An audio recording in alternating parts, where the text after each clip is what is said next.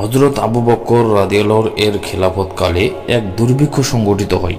খাদ্যদ্রব্য একেবারে দুর্বল হয়ে পড়ে এবং মানুষের দুঃখ দুর্দশা চরম আকার ধারণ করে। এ সময় হযরত উসমানের প্রায় 1000 মণ গমের একটি চালান বিদেশ থেকে মদিনায় পৌঁছালো। শহরের কয়েকজন ব্যবসায়ী তার কাছে এলো।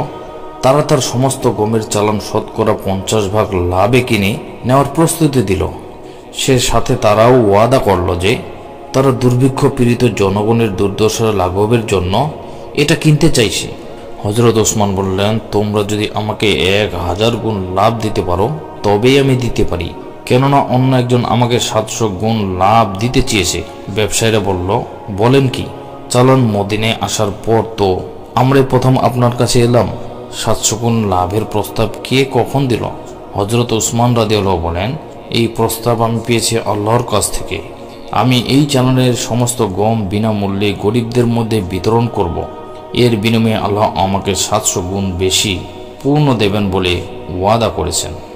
শিক্ষা: পবিত্র কোরআনের সূরা বাকারায় 261 নম্বর আয়াতে এই ওয়াদার উল্লেখ রয়েছে।